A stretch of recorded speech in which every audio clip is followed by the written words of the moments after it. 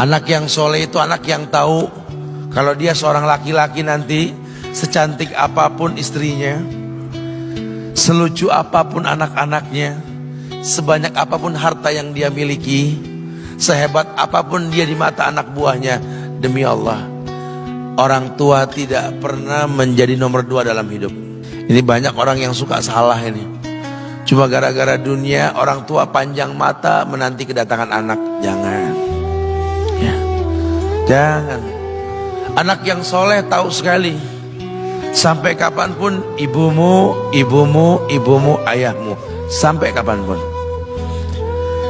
Dunia nggak membuat dia lupa ada berkah keramat dunia hidup di atas muka bumi ini. Dia nggak repot datang ke makam-makam para wali. Orang tua nomor 1 yang dia temui. Ini orang hebat. Ini banyak di antara kita, makam-makam didatengin, di mana saja didatengin, ngalap berkah. Orang tua panjang mata, berlinang air mata menanti, mana anakku? Mana pohon yang pernah kutanam? Mana pohon yang pernah kurawat? Kudengar dia sudah mulai berbuah, ingin kurasakan buahnya. Berani mengeluarkan dana jutaan untuk hal-hal yang gak disyariatkan. Ini orang tua panjang mata. Rela gak rela, orang tua kita akan mendengar dan melihat. Ma, aku pengen nikah, aku pengen berkeluarga, Ma. Ya orang tua ya seneng lah. Cuma kalau inget metik buahnya belum terasa, ya ada perasaan kayak gimana gitu loh. Karena dia tahu setelah ini dia akan menikah. Bahwa anak orang ada kehidupan yang berbeda yang bakal dia rasa. Orang tua makin hari makin rentan, bukan makin seger. Yang perempuan dibawa orang, ya Allah. Baru kemarin perasaan mainin poni ini anak perempuan kita, betul. Baru kemarin mainin kepangan rambutnya, ya Allah. Ya Allah, baru kemarin perasaan saya titah dia, titah, ya Allah. Belajar jalan, bisa berlari bawa sesuatu, coret-coret tembok, aduh Masya Allah. Sekarang udah gede, dibawa orang, ya Allah, Masya Allah. Yang laki dekat sama mamahnya. Baru kemarin tangan mungilnya kita tuntun, kalau kelepas dia nangis, betul. Sekarang tangannya keker besar, tangan ibunya keriput, betul. Mau nangkep tangan anak pun sudah mulai susah.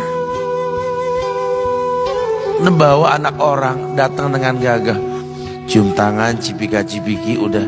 Ma, kita jalan dulu Ma ya. Udah Mama, udah. Digandeng tangan kekasihnya, dirangkul pundaknya.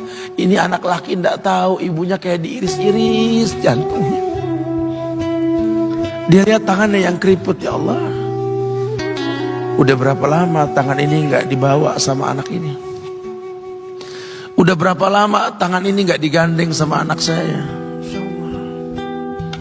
Kita merasa bangga akur merangkul istri kita, ibu kita ngelihat pundaknya. Udah berapa lama pundak ini gak dirangkul seperti itu, ya Allah. Dulu aku berdandan secantik-cantiknya, ku dandankan anaknya, ku bawa di hadapan kawan-kawanku bangga. Lihat anakku. Tapi dia gak pernah berdandan rapi membawa aku ke hadapan teman-temannya. Lihatlah ibuku.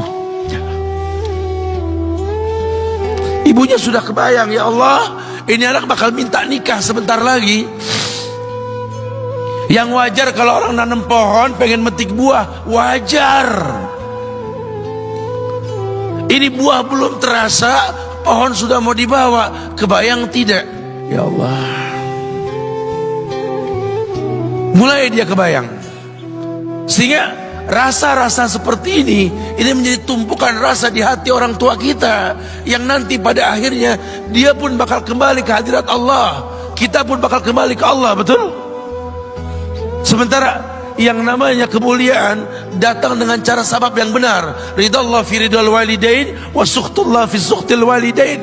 Ridanya Allah ada di ridho orang tua, murkanya pun sama. Karena semua ibadah yang dia lakukan berujung pada surga. Dan yang paling gampang ketika dia mau menaklukkan dunia, demi Allah, berkah orang tua dulu yang dia ambil.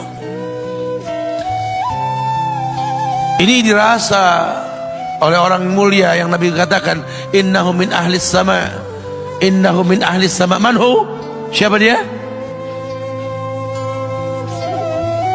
Sahabat, manusia yang pernah hidup zaman sahabat tapi nggak ketemu Rasul, yang bernama Uwais Al-Qarni, pemuda miskin pengembala kambing di negeri Yaman.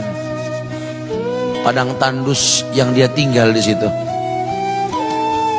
yang dia kesampingkan hidupnya untuk ibunya, untuk ibunya.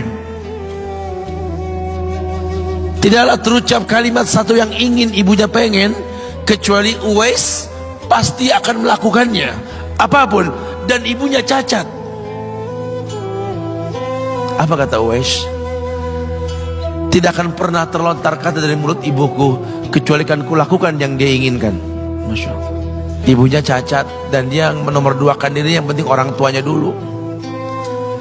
Hingga satu waktu ibunya berkata, wahai Uwais, ibu sudah tua.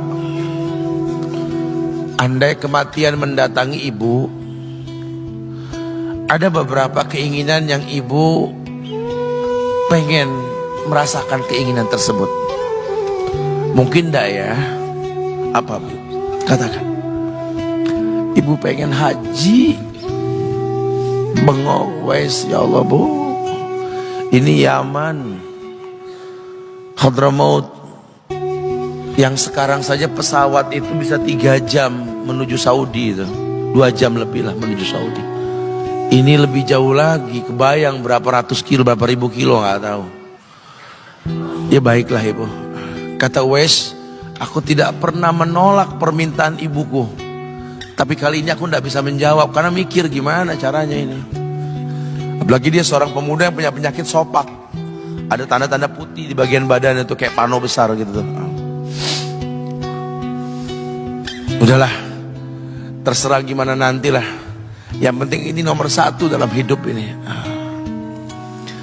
Dia beli seekor anak sapi, digendong tiap hari itu sapi sama si Uwais menuju puncak gunung. Turun lagi, gendong ke atas, turun lagi tiap hari. Sampai orang bilang, Uwais gila no. Orang sapi dipiara, dia digendong tiap hari naik gunung yang tinggi. Sampai nggak berasa, dikatakan 8 bulan dia lakukan itu. Sehingga terbentuklah fisiknya yang bagus karena olahraga tiap hari bawa itu sapi. Dan sapi itu makin berat, dalam hikayat dikatakan sampai di atas 100 kilo itu sapi. Kemudian dia tetap gendong ke atas dan dia yakin, bismillah saya yakin. Sampailah bulan haji, ibu naik ke pundakku, digendong ibunya dari negeri Yaman. Subhanallah, gak ada yang gak mungkin. Lihat, dibawa ibunya ke Mekah, bertawaf di Ka'bah, dunia menyaksikan. Bahkan hikayat mengatakan dia sempat bertanya kepada sahabat Abdullah bin Umar, aku telah menggendong ibuku dari negeri Yaman menuju Makkah, bertawaf di Ka'bah ini, sudahkah aku membayar jasa ibuku? Apa kata sahabat Abdullah bin Umar? Bahkan satu hentakan napas pun ketika melahirkanmu belum terbayar. Bahkan satu hentakan napas pun ketika melahirkanmu belum terbayar. Dia selesaikan tawafnya, dia selesaikan tawafnya. Selesai tawaf, dibawa ibunya ke makom Ibrahim untuk sholat 2 rakaat. Selesai sholat, dia angkat tangan, dia berdoa kepada Allah, ya Allah, ampunkanlah ibuku ya Allah. Ampunkan ibuku ya Allah.